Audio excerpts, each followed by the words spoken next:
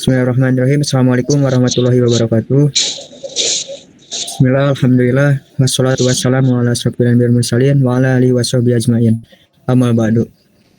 Oke, sebelumnya kami di sini akan sedikit mempresentasikan mengenai dari hasil pembelajaran setengah semester, yaitu mulai dari pertemuan 1 sampai dengan pertemuan 6.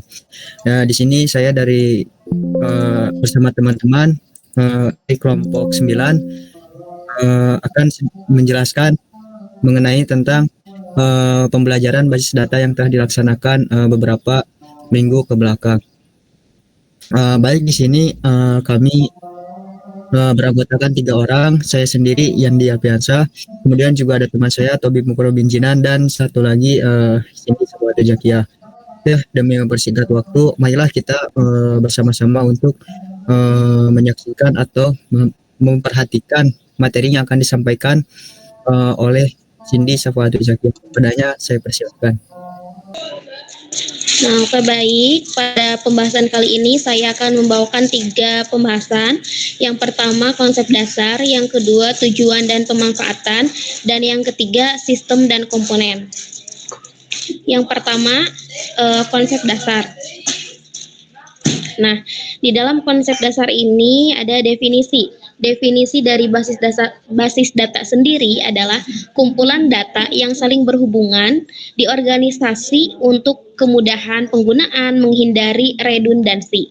Nah, seperti kita analogikan, basis data seperti lemari arsip bertujuan untuk kecepatan dan kemudahan pengambilan data.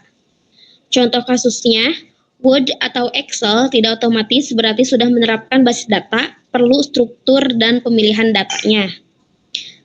Yang selanjutnya, yang kedua itu ada tujuan dan pemanfaatan. Bisa di next.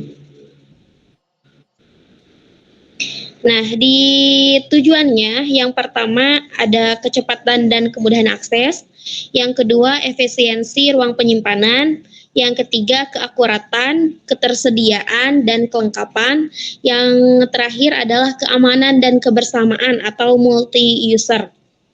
Jadi si basis data ini itu suatu tempat untuk pengumpulan data supaya bisa mempermudah akses penyimpanan semua data gitu. Nah, yang selanjutnya ada pemakaian. Yang pertama ada kepegawaian, inventory, akuntansi, dan ada di bank, sekolah, rumah sakit, telekomunikasi, itu semua bisa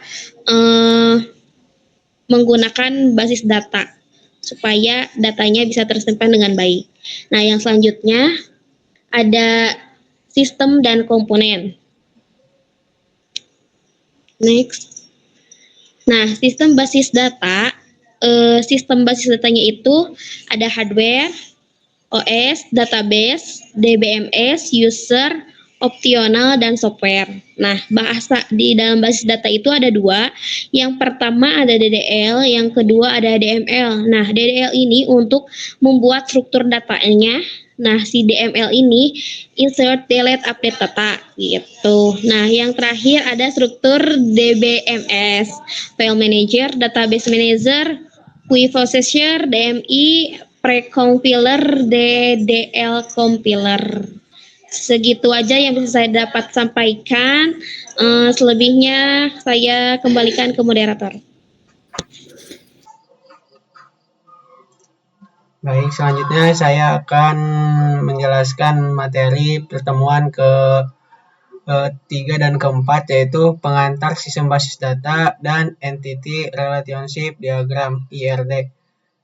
Pembuka ini memperkenalkan topik utama yang akan dibahas, yaitu dasar-dasar sistem basis data dan pengenalan IRD sebagai alat bantu perencanaan basis data. Next.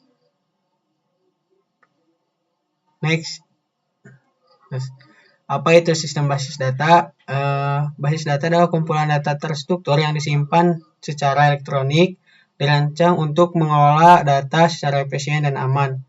Sistem basis data adalah fondasi utama penyimpanan informasi dalam berbagai aplikasi modern. Data disimpan dalam komputer dan diakses menggunakan sistem yang menjamin efisiensi dan keamanan. Next. Keuntungan sistem basis data yaitu mengurangi redundasi, data dapat diakses bersama, standarisasi data, keamanan data, menyeimbangkan kebutuhan update dan akses data. Nah, basis data membantu mengurangi duplikasi data, memungkinkan akses simultan, menjaga keseragaman, serta mendukung perlindungan dan integritas data. Terus, kerugian sistem basis data itu dari biayanya sangat tinggi, dan dari hardware, software, dan juga sumber daya manusia, sistem yang kompleks, backup dan recovery, terus prosedur teknis yang sangat rumit. Meskipun bermanfaat, implementasi basis data membutuhkan investasi besar dan keahlian teknis tinggi. Konsep dasarnya atau istilah entitas. Entitas itu adalah objek nyata seperti orang, barang, kejadian. Terus ada atribut, karakteristik atau deskripsi entitas. Ada file, lokasi penyimpanan satu atribut. Terus ada record, kumpulan file terkait. Terus ada file, kumpulan record. Pemahaman struktur data dimulai dari entitas dan atributnya yang disusun dalam file dan dikumpulkan menjadi record dalam file. Konsep dasar basis data dan key. Basis data kumpulan file yang saling berelasi. Terus key ada primary key, unique dan identifikasi utama. Ada secondary key, tidak unik untuk pencarian. Terus ada candidate key, calon untuk dijadikan primary. Ada composite key, gabungan beberapa file. Ada per key, file yang mengacu ke tabel lain. Key penting dalam mengelola. Terus penting dalam mengelola dan menghubungkan data. Setiap jenis key memiliki peran tertentu dalam struktur basis data. Operasi pada file, ada create untuk membuat struktur dan data baru. Ada juga update, yaitu ada insert, modify, dan juga delete. Retrieve, komprehensif, menampilkan semua. Selective, menampilkan berdasarkan kondisi. Maintenance, ada restoring, ubah struktur. Ada reorganizing, ubah organisasi data. Operasi file adalah aktivitas rutin dalam pengolahan data. Proses ini menjaga data tetap akurat dan sesuai kebutuhan. Jenis file itu ada master file, data historis, dan permanen. Terus ada transaction file, merekam perubahan atau kejadian. Ada report file, data format laporan atau output. Terus setiap jenis file memiliki fungsi tersendiri dalam pengolahan sistem basis data. Pengenalan IRD, Entity Relationship Diagram. Diagram yang menggambarkan struktur data. IRD ini juga komponennya terdiri atas entitas, atribut, relasi, kardinalitas. IRD membantu menggambarkan hubungan antar data dan digunakan dalam tahap perancangan basis data. Entitas dan atributnya. Entitas mahasiswa, dosen, mata kuliah. Mahasiswa, dosen, mata kuliah mempunyai atribut nama, tanggal lahir, alamat, dan juga NPM. Entitas adalah objek yang datanya disimpan, sementara atribut menjelaskan karakteristik dari entitas tersebut. Terus ada relasi dan kardinalitas, one to one, one to many, many to many. Kardinalitas menunjukkan jumlah maksimal hubungan antara entitas, penting untuk merancang struktur data yang logis dan efisien. Contoh relasi, mahasiswa dapat mengambil banyak mata kuliah, dosen mengajar banyak mata kuliah, setiap mata kuliah hanya diajar oleh satu dosen. Contoh ini menggambarkan hubungan antara entitas dalam sistem akademik untuk membantu pemahaman konsep relasi. Langkah-langkah membuat IRD itu diantaranya 1. Identifikasi himpunan entitas. Yang kedua, tentukan atribut dan kunci key. Yang ketiga, tentukan relasi dan foreign key. Yang keempat, tentukan kardinalitas relasi. Yang kelima, tambahkan atribut dan kunci. Langkah ini membimbing mahasiswa dalam membangun IRD yang sistematis dan logis. Terus, kamus data kumpulan dokumentasi atribut sistem digunakan oleh programmer dan analisis, menjelaskan logika sistem secara rinci. Kamus data berguna untuk memastikan semua pihak memahami struktur data dalam sistem yang dirancang. Terus model basis data ada model hierarki, yaitu struktur bertingkat, varen dan sel. Terus yang kedua ada model jaringan, sel bisa memiliki banyak varen. Terus ada model relasional, tabel-tabel yang saling berelasi. Tiga model ini digunakan dalam pengembangan sistem basis data. Model relasional adalah yang paling umum digunakan saat ini. Oke, untuk materi selanjutnya saya sendiri akan menyampaikan mengenai tentang basis data dan relasional dan normalisasi.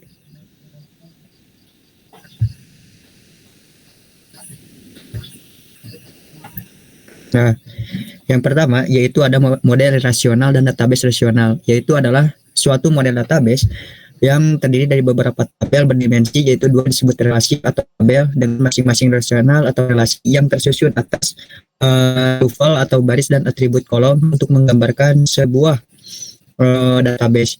Kemudian juga ada yang disebut relational base, yang dimana ini manajemen tentang sistem atau RDBMS. Nah, ini pertama kali dikenalkan oleh Epworth pada tahun 1970-an.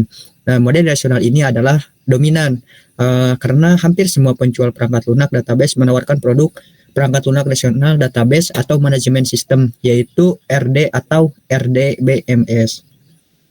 Nah, kemudian juga ada keuntungan dari model relasional tersendiri, yaitu yang pertama dapat mengakomodasi berbagai kebutuhan pengelolaan database di dunia nyata atau real world. Nah, jadi yang pertama keuntungan model relasional itu adalah untuk mengakomodasi sebagai kebutuhan pengelolaan database. Kemudian yang kedua yaitu untuk pencarian dari suatu tabel atau banyak, tapi dapat dilakukan dengan cepat. Kemudian yang ketiga yaitu untuk merupakan model paling sederhana. Kemudian juga dibandingkan dengan model jaringan atau network atau juga model hierarki sehingga mudah dalam penggunaannya. Kemudian untuk yang selanjutnya yaitu 4, karena sederhana maka membuat pekerjaan seorang programmer menjadi lebih mudah, yaitu dalam melakukan berbagai operasi data seperti query, insert, update, delete, dan lainnya. Nah, kemudian ini juga keuntungan dari model relasional ini, yaitu untuk mempermudah dalam melakukan berbagai operasi data. Nah, kemudian ini adalah contohnya. Contohnya yaitu ada tabel, ada NIM, kemudian juga ada nama, ada alamat. Nah, contohnya sini ada nama, Endang, Edo, dan Endah. Alamat juga ada di sini. Kemudian ada juga dengan yang namanya kode mata kuliah atau matkul. Kemudian juga ada beberapa SKS dalam matkul tersebut. Kemudian juga ada yang lebih lengkap yaitu dengan NIM mahasiswa, kemudian kode mata kuliah, kemudian juga nilai tugas, nilai UTS, nilai UAS, dan nilai akhir. Nah, untuk selanjutnya yaitu ada terminologi rasional atau database, yang dimana ini ada sebuah database rasional yang dapat berisi banyak tabel. Kemudian juga sebuah tabel merupakan struktur penyimpanan dasar dari sebuah RDBMS. Kemudian sebuah tabel memiliki semua data yang diperlukan tentang sesuatu dunia nyata seperti karyawan, faktur, atau pelanggan. Nah, seperti tadi yang ini contohnya ada seperti ada NIM mahasiswa, kemudian kode mata kuliah, nilai tugas, dan lain sebagainya. Kemudian terminologi model relational database itu dapat dikatakan ketika tabel mempunyai kriteria di bawah ini. Nah, suatu tabel dapat dikatakan sebagai terminologi model atau relational database jika tabel tersebut memiliki nama yang secara unik dan sebagai identitas. Kemudian juga terdiri dari beberapa baris sebagai penyimpanan informasi. Kemudian masing-masing baris berisi satu record. Kemudian juga sebuah tabel dapat mempunyai sebuah kolom atau lebih. Sebuah kolom memiliki sebuah nama dan tipe data yang diperlakukan. Kemudian juga ada tipe informasi yang tersimpan di dalam tabel yang ditentukan oleh tipe data yang terdapat atribut-atributnya pada saat tabel dibuat. Oke. Kemudian juga ada sebuah tabel dapat mempunyai lebih dari 254 kolom yang mempunyai tipe data sama atau tipe data yang berbeda. Nah, kemudian ada karakteristik relasi atau karakteristik dari relasi tabel. Nah, salah satunya yaitu memiliki nilai tunggal atau single value dan dapat juga yang dibagi menjadi atomic value. Nah, karakteristik yang pertama adalah memiliki nilai yang tunggal. Dan juga selain nilainya yang tunggal, itu juga dapat dibagi atau atomic value. Kemudian juga semua elemen data harus mempunyai tipe data yang ukuran yang sama. Nah, jadi yang selanjutnya yaitu semua data harus mempunyai tipe data dan ukuran yang sama. Jadi datanya itu harus mempunyai tipe dan juga ukurannya tidak boleh berbeda atau ukurannya harus sama. Kemudian masing-masing atribut dalam sebuah tabel mempunyai nama yang unik. Nah, di dalam atributnya juga atau di dalam sebuah tabelnya juga itu harus mempunyai nama yang unik. Kemudian juga di dalam sebuah tabel tidak ada dua record atau data yang identik. Jadi di dalam suatu tabel tidak boleh tuh ada yang namanya dengan dua record atau double record atau juga data yang identik. Kemudian yang selanjutnya ada normalisasi. Normalisasi adalah teknik analisis yang mengatur atribut data dalam kelompok untuk membentuk relasi yang redundansi. Nah, kemudian juga ada tujuannya, yaitu tujuan normalisasi adalah yang pertama untuk menghilangkan redundansi data. Jadi yang pertama itu adalah tujuannya untuk menghilangkan dari redundansi data tersendiri itu. Kemudian juga untuk mempermudah dan pemodifikasian data. Oke. Langsung saja ya biar cepat. Kemudian juga ada data yang diuraikan dalam bentuk tabel. Selanjutnya dianalisis berdasarkan persyaratan tertentu di beberapa tingkat. Dan apabila tabel diuji sebelum memenuhi persyaratan tertentu, maka tabel tersebut perlu dipecah menjadi beberapa tabel yang lebih sederhana sampai memenuhi bentuk yang optimal. Oke nih. Kemudian juga ada yang namanya bentuk tidak normal, yaitu bentuk tidak normal atau unormalized, yaitu merupakan kumpulan data yang direkam, tidak ada keharusannya dengan mengikuti suatu format tertentu. Kemudian pada bentuknya tidak normal, yaitu terdapat beberapa repeating group atau pengulangan grup, sehingga pada kondisi ini data menjadi permasalahan dalam melakukan manipulasi data, insert, update, delete. Nah, ini juga atau sering disebut sebagai anomali. Nah, ini adalah contoh data yang tidak bentuk normal, yang dimana ini kita bisa perhatikan bahwa ada nama Aisyah, yaitu dengan membeli dua barang, yaitu membeli sampo dan teh celup, yang dimana ini adalah bentuk tidak normal. Nah, kemudian juga yang selanjutnya yaitu ada namanya Abel dengan kode pelanggan P002. Nah, ini juga sama, yang dimana di dalam satu kolom atau satu paragraf ada dua kolom atau disekalikan dengan dua produk yang dibeli. Nah, ini adalah bentuk yang tidak normal. Kemudian bagaimana untuk bentuk yang normal? Nah, ini adalah bentuk yang normal untuk pertama. Nah, contohnya kan yang tadi itu ada nama nama Aisyah dengan kode pelanggan P001 dengan kode barang B01 dan B02. Ini kan masih disatukan dalam faktur pembeliannya. Kemudian juga ketika diubah ke dalam bentuk normal adalah kita harus memisahkannya satu persatu. Tidak boleh tuh ada yang namanya dalam satu kolom atau paragraf itu satu nama membeli beberapa barang. Dan yang selanjutnya yaitu bentuk normal kedua, atau normalisasi kedua atau 2NF, yaitu relasi memenuhi relasi kedua jika tersebut memenuhi normal pertama dan setiap atribut yang bukan kunci atau non-key, yaitu bergantung pada relasional terhadap kunci utama atau primary key. Kemudian juga ada bentuk normal kedua ini yang punya syarat, yaitu bentuk data yang telah dipenuhi kriterianya untuk bentuk normal.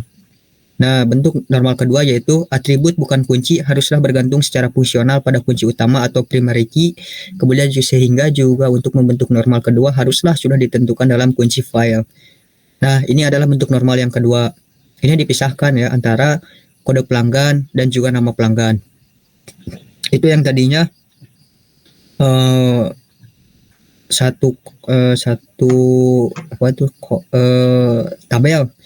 tabel itu. Kemudian juga kalau untuk bentuk normal kedua dipisahkan antara kode pelanggan dan juga nama. Kemudian untuk tabel yang kedua itu dengan nama tabel barang, atau yang pertama juga disebut sebagai dengan tabel pelanggan, yaitu dikhususkan untuk namanya saja dan kode pelanggan. Kemudian untuk yang selanjutnya atau tabel barangnya itu dipisahkan antara kode barang, nama barang, dan harga barang.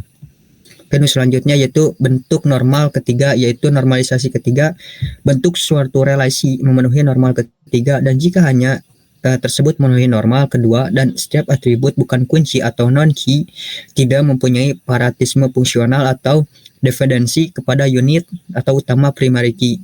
Kemudian juga bentuk normal yang ketiga ini relasi haruslah dalam bentuk normal kedua, dan semua atribut bukan kunci utama dan tidak punya hubungan sensitif. Kemudian juga yang terakhir ada bentuk normal ketiga. Artinya setiap atribut bukan kunci, harus bergantung hanya pada primary key, sehingga keseluruhan data dan bentuk normalisasi ketiga sudah didapatkan tabel dengan yang optimal. Nah, contohnya seperti ini. Ini adalah bentuk tabel yang ketiga, yang dimana tabel transaksi yaitu dengan tanggal pembelian, kemudian nomor faktur, dan kode pelanggan itu harus dipisahkan secara detail atau lebih detail. Contohnya ini yang pertama ada tabel barang.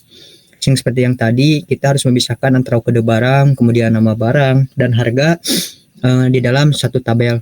Kemudian untuk tabel selanjutnya yaitu nama tabel pelanggan saja, tidak dengan apa barang yang telah dibeli. Kemudian secara detailnya kita bisa melihat pada tabel berwarna biru di kiri bawah, yaitu seperti ada nomor faktur, kode barang, dan jumlah barang yang dibeli. Mungkin itu saja sih yang bisa saya sampaikan. Selebihnya saya mohon maaf jika masih banyak kekurangan dalam menyampaikan materi yang saya bawakan ini. Oke, mungkin itu saja yang bisa kelompok kami sampaikan ke kami di sini. Sadar masih akan banyak kekurangan terhadap materi apa yang telah kami sampaikan. Ini kurang, mau baik dari segi penguasaan materi, kemudian juga dari pengucapan materi, dan kurangnya persiapan dalam melakukan presentasi kali ini. Dan saya bersama teman-teman pamit undur diri. Sampai bertemu lagi di kesempatan lain waktu. Semoga kita dapat dipertemukan lagi di dalam keadaan yang lebih baik lagi. Amin. Bismillahirrahmanirrahim. Assalamualaikum warahmatullahi wabarakatuh. Waalaikumsalam warahmatullahi wabarakatuh.